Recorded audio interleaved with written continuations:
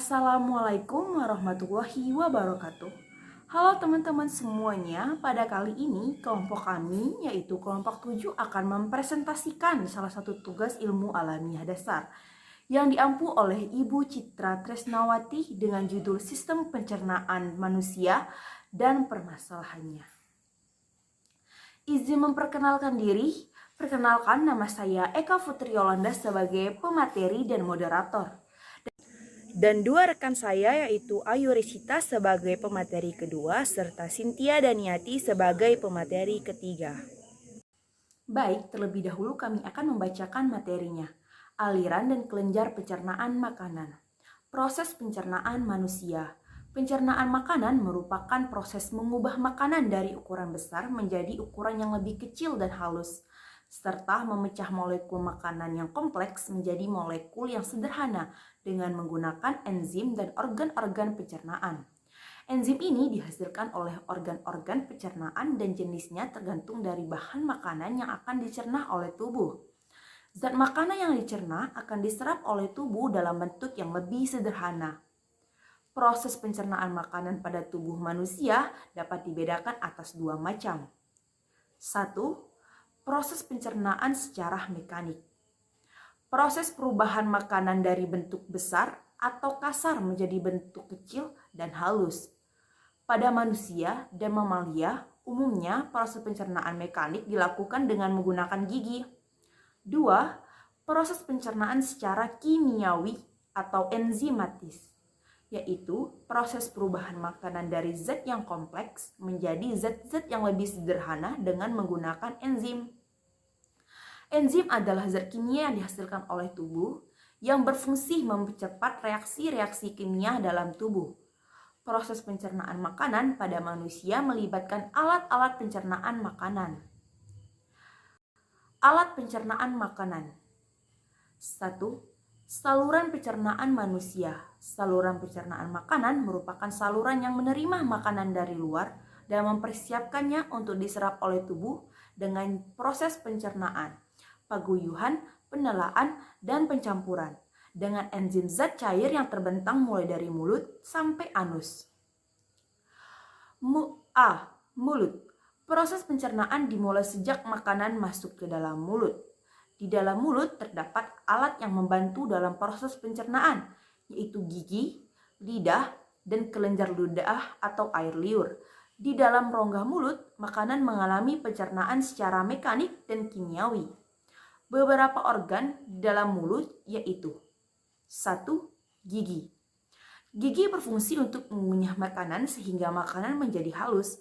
Keadaan ini memungkinkan enzim-enzim pencernaan mencerna makanan lebih cepat dan efisien. Gigi dapat dibedakan atas 4 macam, yaitu gigi seri, gigi taring, gigi geraham depan, dan gigi geraham belakang. Secara umum, gigi manusia terdiri dari 3 bagian, yaitu mahkota gigi atau korona, leher gigi atau kolum, dan akar gigi atau radix. 2. Lidah. Lidah berfungsi untuk mengaduk makanan di dalam rongga mulut dan membantu mendorong 3 makanan, proses penelaan. Selain itu, lidah juga berfungsi sebagai alat pengecat yang dapat merasakan manis, asin, pahit, dan asam.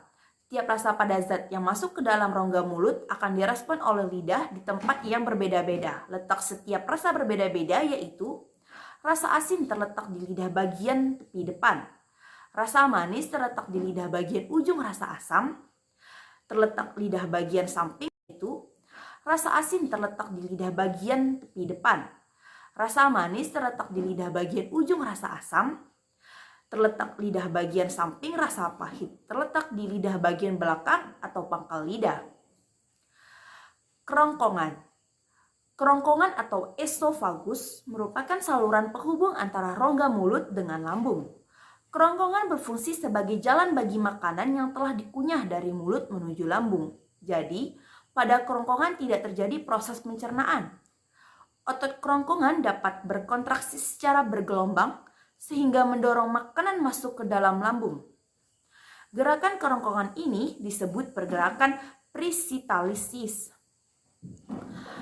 Lambung atau ventriculus merupakan kantong besar yang terletak di sebelah kiri rongga perut. Sebagian tempat terjadi sejumlah proses pencernaan. Lambung terdiri dari 3 bagian, yaitu bagian atas kardiak, bagian yang tengah yang membulat fundus, dan bagian bawah pilorus. Usus halus atau intestinum merupakan tempat penyerapan dari makanan dan tempat terjadinya proses pencernaan yang paling panjang. Usus halus terdiri dari usus 12 jari atau duodenum, usus kosong atau jejunum, usus penyerap atau ileum. Di dalam usus halus terjadi proses pencernaan kimiawi dengan melibatkan berbagai enzim pencernaan. Usus besar makanan yang tidak dicerna di usus halus, misalnya selulosa, bersama dengan lendir akan menuju ke usus besar menjadi feses. Di dalam usus besar terdapat bakteri Escherichia coli. Bakteri ini membantu proses pembusukan sisa makanan menjadi feses. Selain membusukkan sisa makanan, bakteri E. coli juga menghasilkan vitamin K. Vitamin K berperan penting dalam proses pembekuan darah. Sisa makanan dalam usus besar masuk banyak mengandung air.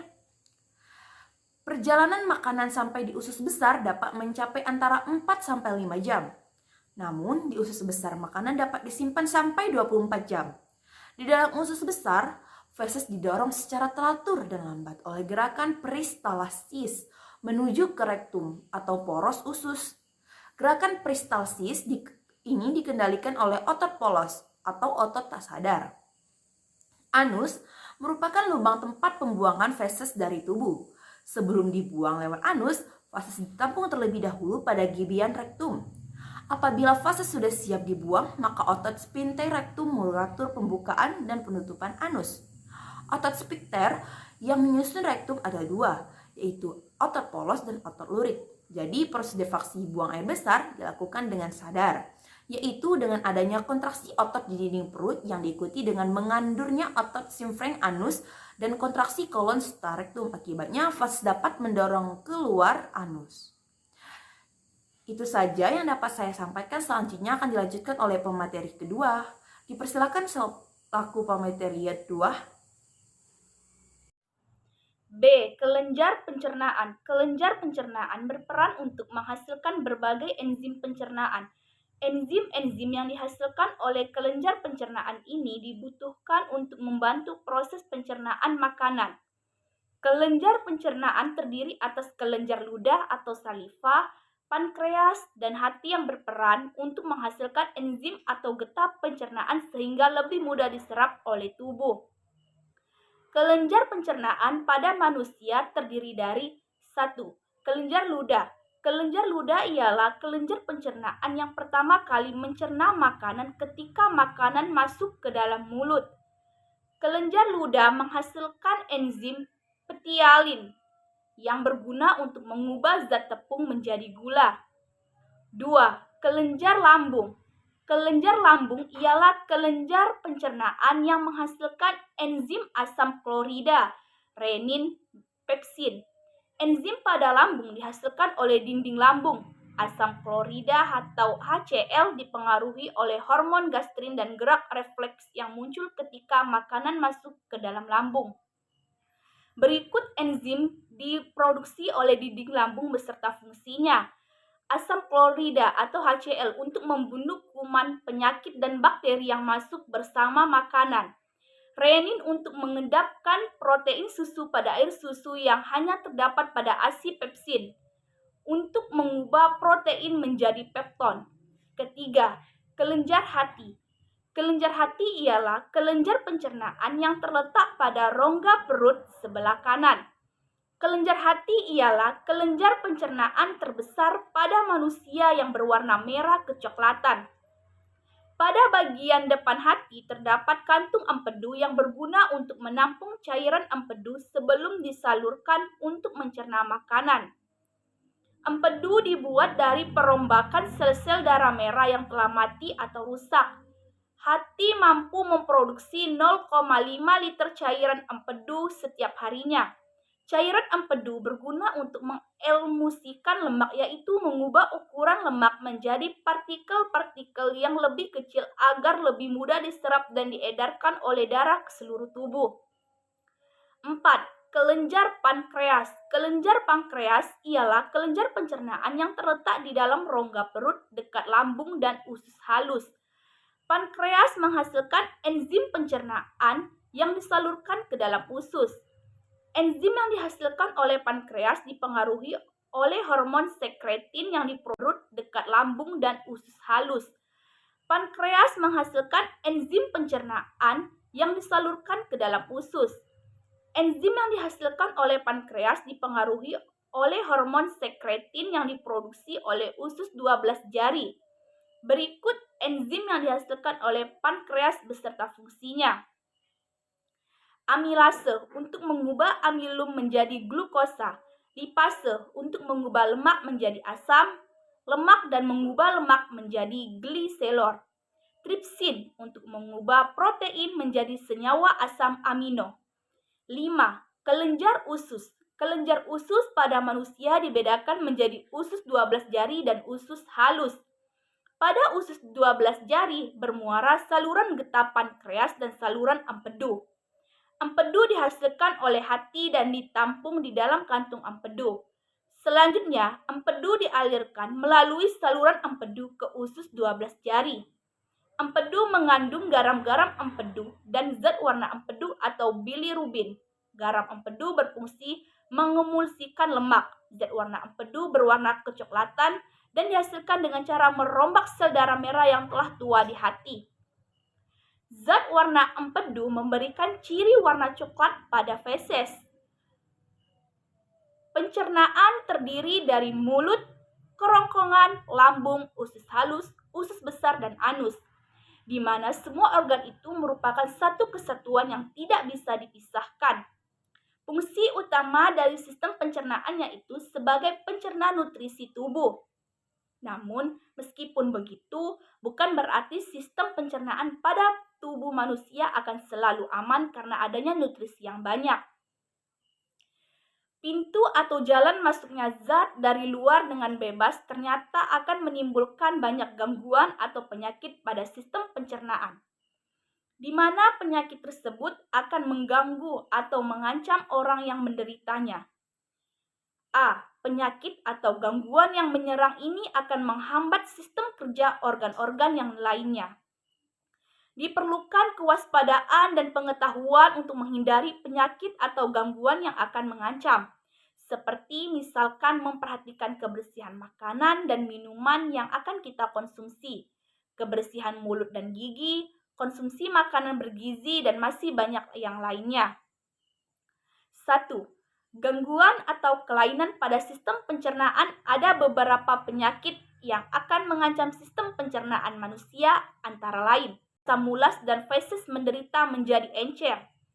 Gangguan ini terjadi karena selaput dinding usus besar si penderita mengalami iritasi. Ada beberapa hal yang menyebabkan seseorang menderita diare, di mana salah satunya yaitu karena penderita mengkonsumsi makanan yang tidak higienis atau mengandung kuman. Sehingga dengan begitu gerakan peristaltik usus menjadi tidak terkendali serta di dalam usus besar tidak terjadi penyerapan air. Jika fases penderita bercampur dengan nanah atau darah, maka gejala tersebut menunjukkan bahwa si penderita mengalami desentri, yang mana gangguan itu disebabkan karena adanya infeksi bakteri Shigella pada dinding usus besar orang yang menderitanya. B. Gastritis merupakan penyakit atau gangguan di mana dinding lambung mengalami peradangan. Gangguan ini disebabkan karena kadar asam klorida atau HCl terlalu tinggi. Selain itu, gastritis juga dapat disebabkan karena penderita mengkonsumsi makanan yang banyak mengandung kuman penyebab penyakit. C. MA. MA merupakan penyakit yang sudah tidak aneh lagi untuk kita semua, karena penyakit yang satu ini biasanya dialami oleh banyak orang. MA merupakan penyakit atau gangguan sistem pencernaan yang ditandai dengan adanya rasa perih pada dinding lambung. Selain itu, MA juga disertai dengan adanya rasa mual dan perut menjadi kembung. Gangguan ini terjadi karena tingginya kadar asam lambung. Penyebab utama gangguan ini yaitu karena pola makan penderita tidak baik atau tidak teratur, stres, dan lain sebagainya. Helicobacter pylori merupakan bakteri penyebab terjadinya MAH pada manusia. D. Sembelit merupakan salah satu gangguan pada sistem pencernaan di mana si penderita akan mengeluarkan fases yang keras. Gangguan ini terjadi disebabkan karena usus besar menyerap air terlalu banyak. Sembelit disebabkan karena kurang mengkonsumsi makanan berserat seperti misalkan buah dan sayur atau kebiasaan buruk yang selalu menunda buang air besar. E. Hemoroid atau wasir yaitu pembengkakan berisi pembuluh darah yang membesar. Pembuluh darah yang terkena gangguan ini yaitu berada di sekitar atau di dalam bokong, entah itu di dalam anus atau di dalam rektum. Biasanya kebanyakan hemoroid yaitu penyakit ringan serta tidak menimbulkan adanya gejala.